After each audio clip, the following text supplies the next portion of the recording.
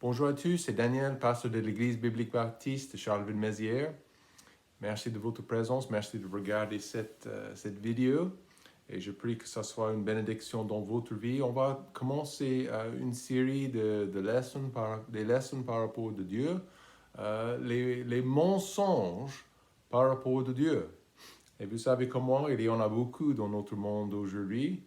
Et par la grâce de Dieu, on va les examiner dans la Bible, dans la société moderne. On va voir ce que nous voyons et on va examiner pendant 5 semaines, 5 dimanches, on va examiner 5 mensonges qui sont dans notre société par rapport à notre Dieu.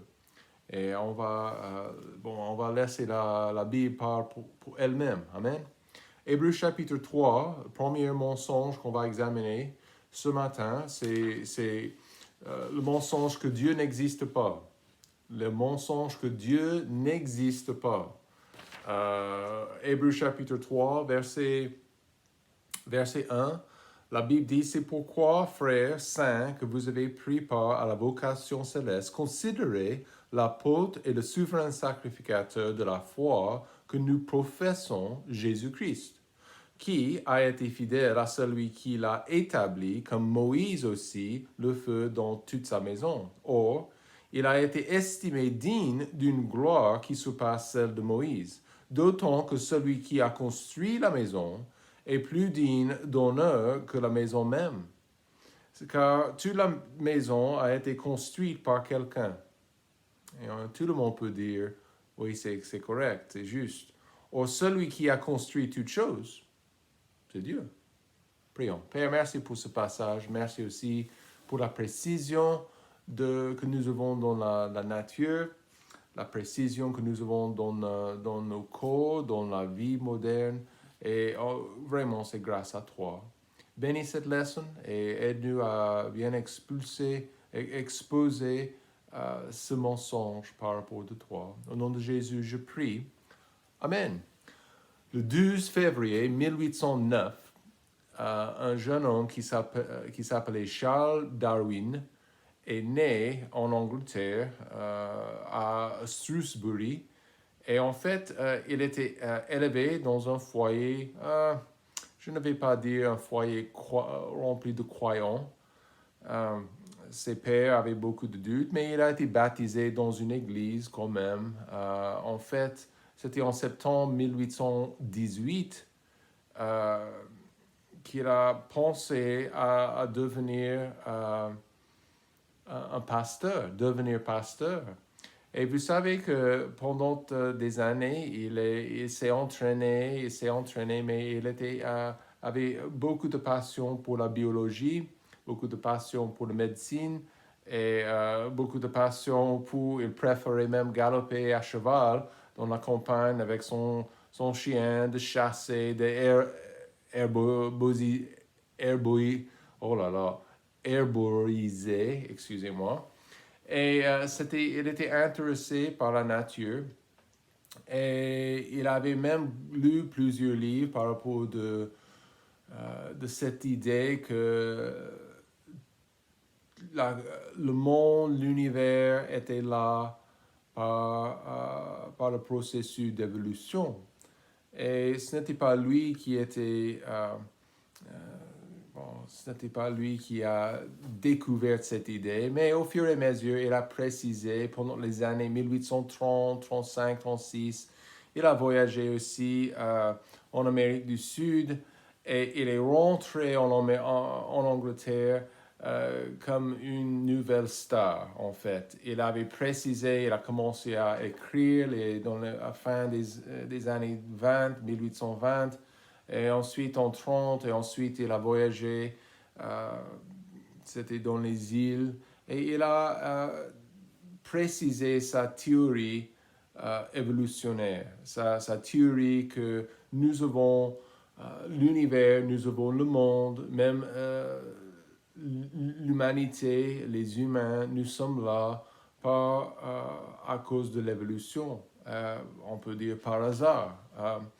Et dans notre monde, à cause de sa théorie, largement acceptée, certainement dans le monde, certainement ici en Europe, en France, nous voyons qu'il y a simplement un rejet de l'existence de Dieu. Les gens, l'idée que un être, un créateur peut exister, c'est largement refusé par des gens. Les gens préfèrent la science, les gens préfèrent comme le cerveau humain, le dynamisme humain, que nous pouvons trouver en nous-mêmes les solutions. Nous pouvons trouver aussi, pas les solutions, mais aussi nos origines. Et de dire qu'on va exclure Dieu de nos origines, c'est un vrai piège. Et c'est un mensonge. Parce qu'au fur et à mesure, certainement les gens avec cette idée, ils disent simplement et sincèrement que Dieu n'existe pas. Mais quand nous revenons à la Bible, nous revenons aussi dans la logique. Nous trouvons que c'est 100% faux. Et toutes sortes de voies pour disputer, il y a énormément de voies aujourd'hui pour discréditer la Bible par rapport à l'existence de Dieu. Est-ce qu'il est là? Et ça, c'est la question pour nous aujourd'hui. On va la poser et on va examiner des Écritures et de la logique si c'est vrai ou si c'est faux. Jérémie chapitre 17, verset 9, « Le cœur est tortueux par-dessus tout et il est méchant. Qui peut le connaître? Qui peut vraiment connaître le cœur humain? » On peut trouver des solutions pour plein de choses. On peut inventer énormément de choses, les nouvelles technologies, les avancements en sciences, les avancements en médecine. Et à la fin de la journée, Dieu dit que le cœur humain est méchant. Le cœur humain est loin de lui, est rempli de péché. Le cœur de l'homme est généralement aussi orgueilleux. Il résiste la vérité. Il résiste l'idée que nous ne sommes pas les maîtres de notre univers. Et on veut créer énormément de choses et on veut le faire sans Dieu. Et nous voyons ce thème et cette idée partout, dès le commencement dans la Bible, dans l'Ancien Testament, en Genèse, Caïn, même le premier garçon d'Adam et Ève, il a décidé de le faire lui-même. Dieu il avait donné ce qu'il avait voulu, ce qu'il avait envie pour les sacrifices, mais Caïn, il a refusé. Il était orgueilleux et il avait envie de présenter Dieu ce qu'il avait fait, son meilleur effort. Et l'homme veut la vie selon sa manière. L'homme se rebelle du fait qu'il doit se soumettre à un être suprême. Et c'est bien ça. Pourquoi c'est beaucoup plus simple d'accepter la science, d'accepter l'évolution, que toutes les choses que je vois, c'est par hasard. Et si ça c'est le cas, je ne suis pas obligé de me soumettre, de me mettre en soumission à un être suprême. Et les gens refusent. Donc l'homme, par contre, il peut se plonger dans le mal. Romains chapitre 1, verset 21, « Puisqu'ayant connu Dieu, ils ne l'ont point glorifié comme Dieu. » Nous sommes créés avec dans notre cœur qu'il y a quelque chose qui nous dit qu'il y a un être suprême, il y a un Dieu. Et ça prend du temps, même les enfants, vous parlez à des enfants, et ils vont poser des questions, mais ça prend du temps pour planter cette graine que ce mensonge, que Dieu n'existe pas. Et les gens l'acceptent parce que ça leur convient. Les sceptiques offrent beaucoup de soutien scientifique aussi. Et pour prouver que l'univers c'est apparu un jour, tel jour. Romains chapitre 1, 25, eux qui ont changé la vérité de Dieu en mensonge. Et voilà ce que je voudrais exposer pendant quelques semaines, les mensonges par rapport à Dieu. Et j'espère que vous serez disponible pour venir à l'église Évidemment, vous pouvez profiter de ces vidéos aussi. Mais l'homme cherche des raisons pour expliquer les choses sans explication à part Dieu. Mais ils vont chercher. Ils vont essayer de trouver, ils vont donner énormément de blabla scientifique, ils vont essayer de nous donner énormément de théories scientifiques pour essayer d'avoir cet air intelligent. Mais Dieu dit que ces gens sont fous. Des gens sont fous. Ils cherchent, donc Romains chapitre 1, verset 20 maintenant. En effet, les perfections invisibles de Dieu, sa puissance éternelle et sa divinité se voient comme à l'œil depuis la création du monde. Et Dieu dit que c'est évident qu'il est là. C'est évident avec la création et l'univers et la lune et le soleil et le ciel et chaque chose, les animaux, l'homme même, les choses, ça dit que Dieu, il y a un créateur. Et j'espère que cette leçon va présenter aussi que il est véritablement là. Comprenez que vous avez le droit de dire que Dieu n'existe pas. Vous avez le droit de dire ça. Mais ça ne veut pas dire que vous avez raison. Ça ne veut pas dire non plus que vous êtes en route pour aller dans une bonne situation après votre vie ici-bas. Je peux dire non à Dieu dans ma vie, mais 2 secondes, une demi-seconde même, après la mort, ça sera trop tard pour un changement d'avis. Trop tard. Combien de gens, aujourd'hui même, ils vont se réveiller en enfer, séparés de Dieu, en tout monde, parce qu'ils ont simplement refusé d'accepter la vérité que Dieu existe. Ça, c'est le point de départ. Si vous ne dites pas que Dieu existe, vous n'allez pas dire que vous êtes pécheur, que vous avez besoin du salut, que vous allez tout refuser. OK? Mais acceptez la vérité que Dieu existe. Première raison, à cause de la création définie. Donc, Genèse chapitre 1, la Bible dit, au commencement, Dieu créa les cieux et la terre. Notre passage en Hébreux chapitre 3. Toute maison a été construite par quelqu'un. Bien sûr, et on va parler de ça plus tard. Celui qui a construit toutes choses, les animaux, les oiseaux, les humains, les chevaux, les étoiles, le ciel, le jour, la nuit, les océans, s'il vous plaît. La Bible dit que c'est Dieu. C'est Dieu qui a tout créé. Ce n'est pas difficile pour le chrétien d'accepter ce fait. Mais le premier verset de la Bible nous donne l'évidence nécessaire. Ça commence avec lui. Ça commence avec un créateur. Et Dieu ne sait pas d'établir son existence. Il ne sait pas de vous convaincre qu'il est là.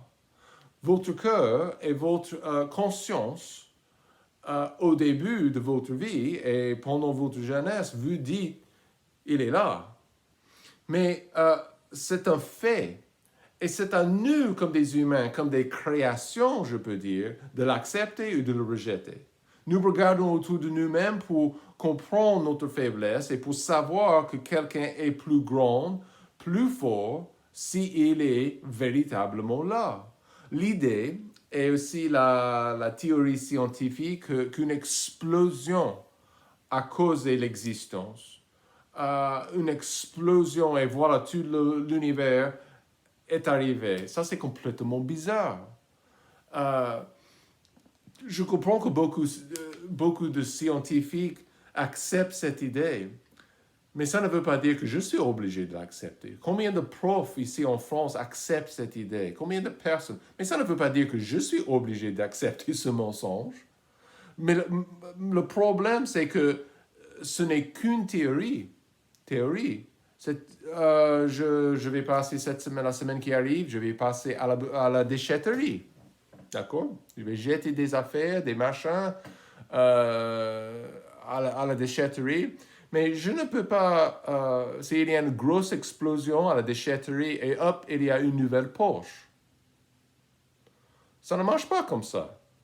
Vous savez comme moi, des explosions provoquent des dégâts.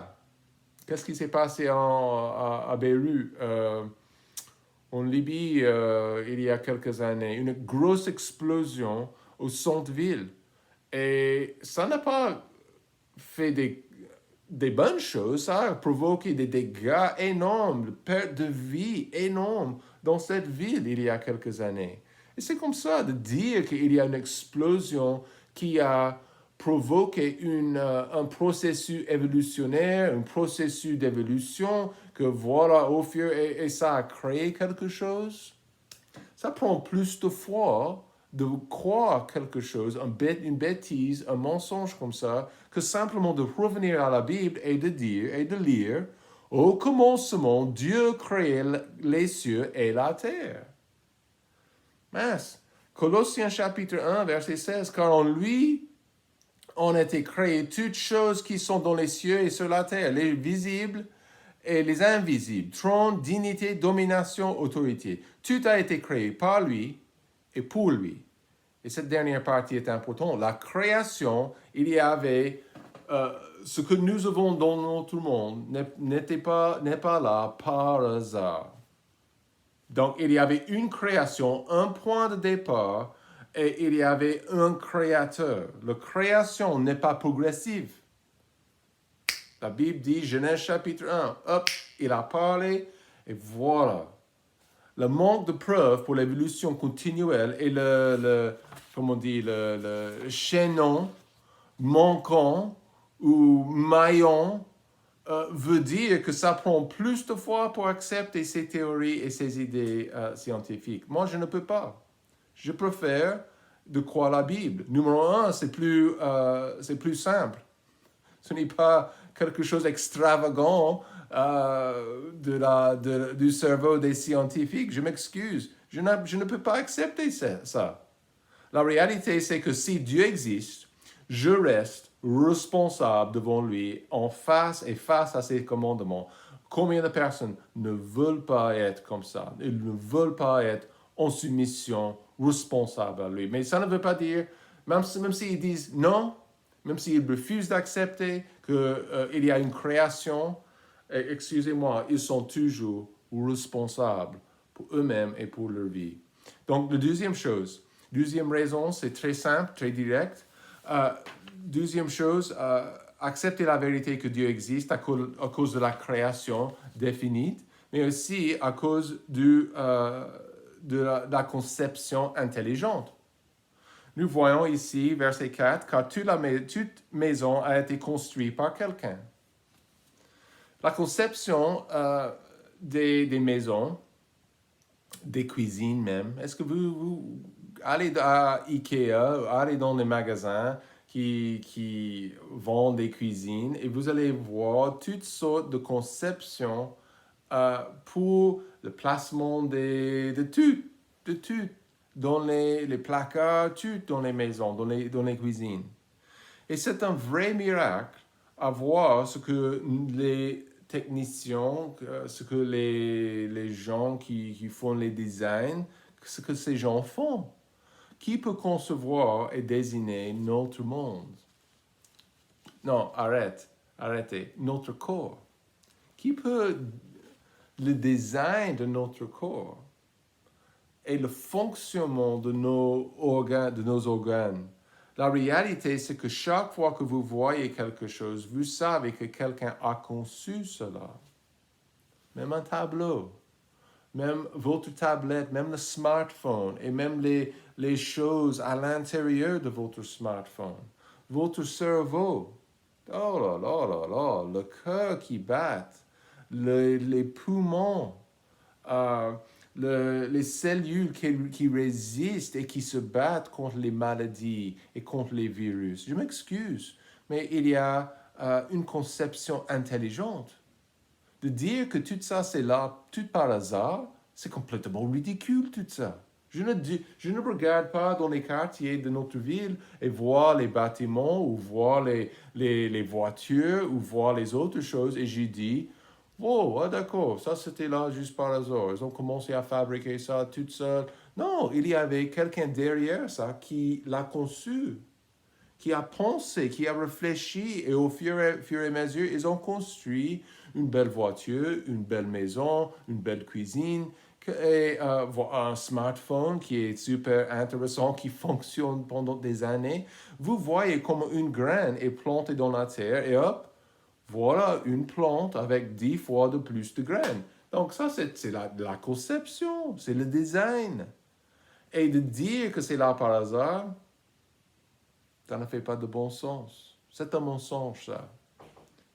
Troisième chose, il faut accepter la vérité que Dieu existe à cause de l'ordre spécifique. Et nous voyons partout dans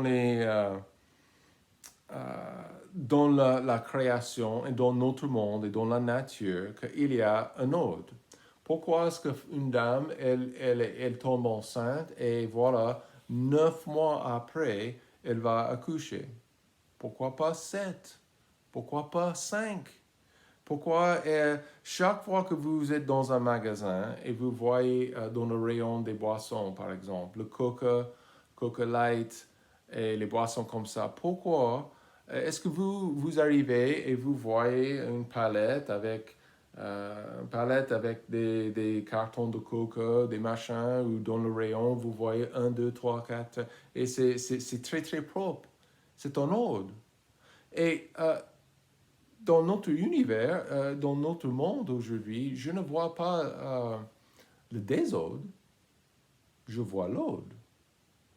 Après une explosion, je vois les dégâts et je ne vois pas l'ordre. Je ne vois pas, il y a des bouteilles ou des voitures en ordre, un après l'autre, une après l'autre. Je ne vois pas ça.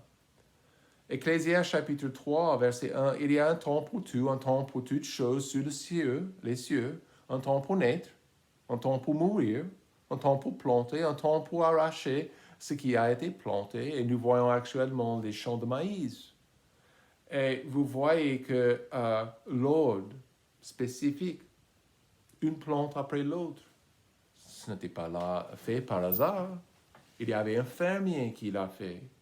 Et je vois aussi dans la création, aussi dans la nature, il y a exactement comme ça. Quand le soleil se couche, il y a quoi?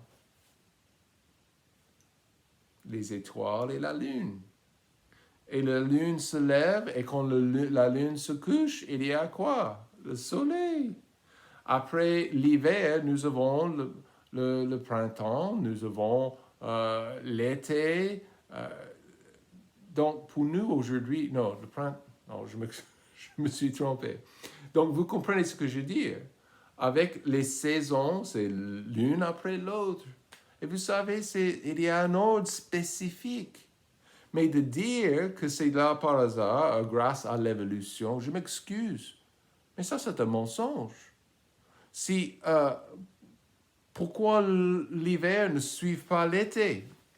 La vérité est ce que le Créateur a créé et a mis le monde en marche, avec un ordre spécifique. Le mal, malheureusement, le péché corrompt le monde et le système qui existe dans la main de Dieu. La souffrance, la méchanceté dans le monde, ça vient du cœur de l'homme. Et pour nous aujourd'hui, c'est toujours important pour nous de revenir à ce que notre conscience dit et ce que la Bible dit. S'il vous plaît. Il est là. Il a mis notre univers en ordre. Pourquoi, juste un exemple, pourquoi est-ce que si vous changez la position de notre planète, un seul mètre, un mètre, c'est pas beaucoup en relation de notre planète. Mais si vous éloignez notre planète un mètre du soleil, qu'est-ce qui va arriver?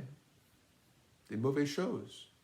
Mais si vous approchez notre planète un demi-mètre, un mètre, ça va vraiment créer beaucoup de problèmes et beaucoup de dégâts. Qui peut dire que notre planète a été mise en place et reste en espace, là, en position, qui se tourne autour de notre soleil, le soleil? Qui peut dire que cet ordre spécifique, ça c'est arrivé par hasard? Je m'excuse, mais une théorie comme ça, une idée comme ça, c'est trop compliqué et c'est trop difficile à accepter que ça s'est arrivé par hasard.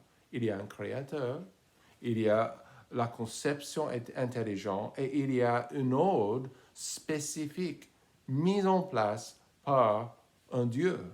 Et la dernière chose, dernière raison, pourquoi on ne peut pas accepter le mensonge que Dieu existe. Dieu n'existe pas.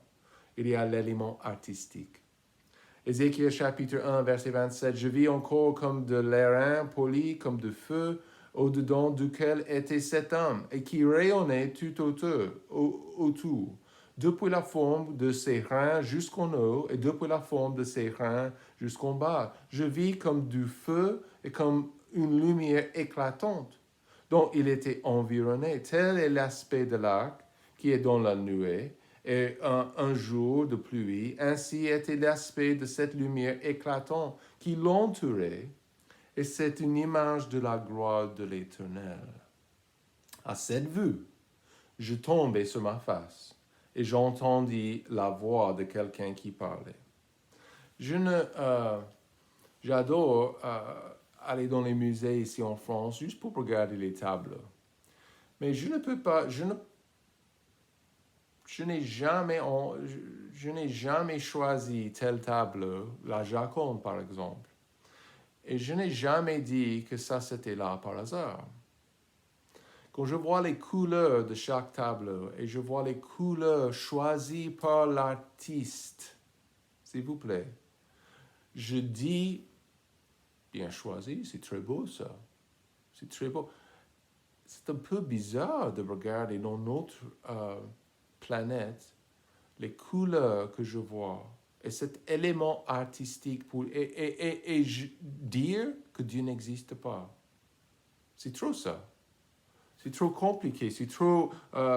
donc, chaque fois que je vois le couchement du soleil, les couleurs qui changent, je suis étonné. Et il y a cet élément artistique en rose, la vie en rose, en bleu, en jaune. On voit les couleurs des fleurs. Et je dis, mon Dieu, il est artiste. Mon Dieu, il est artiste. Les couleurs que Dieu a choisies sont merveilleuses. Le ciel. Une vache brune mange les herbes vertes et donne du lait blanc pour faire le fromage jaune. Dieu est artiste. N'est-ce pas? Il est artiste. Et aujourd'hui, j'ai mangé, ou hier même, j'ai mangé une banane jaune. Le design de la couleur de ces bananes, c'est pas là par hasard. Les couleurs, j'ai même vu, il y a, bon, franchement, on n'a pas le temps pour tout examiner, mais vous comprenez ce que je dis. Cet élément artistique qui existe dans le monde, c'est là parce que Dieu il a fait son tableau comme ça. N'est-ce pas? Il a fait son tableau avec ses brosses, avec son intelligence divine et avec il est artiste. Et ça, j'apprécie ça. Et je ne vois pas ces couleurs et je dis, il n'existe pas. Tu m'excuses, mais ça c'est bête. C'est bête. Et Dieu, il apprécie ça parce que nous venons de lire, il mérite la gloire. Amen. Il mérite la gloire totale dans cette vie et dans la vie à venir. Donc, si vous n'avez pas encore pris votre décision d'accepter Christ, ça c'est votre point de départ. OK? Il y a énormément de mensonges dans le monde par rapport à Dieu. Mais je vous demande, est-ce que vous les avez acceptés? Est-ce que vous avez déjà accepté un tel mensonge par rapport à Dieu? J'espère pas. Premier mensonge, c'est qu'il n'existe pas. Et nous savons que ça, c'est faux. Et la dernière raison, juste rapidement, parce qu'il habite dans mon cœur et dans ma vie. Il a changé ma vie. Il a prouvé autant de fois dans ma vie qu'il est là. Et il peut faire exactement la même chose pour vous. Et si on peut vous encourager, n'oubliez pas, ce mardi soir, nous avons une étude biblique à l'église, 19h, les gestes barrières, le reste, les masques seront en place. Mais si vous êtes libéré, vous êtes libre, il faut venir et étudier avec nous. OK? Passez un bon dimanche.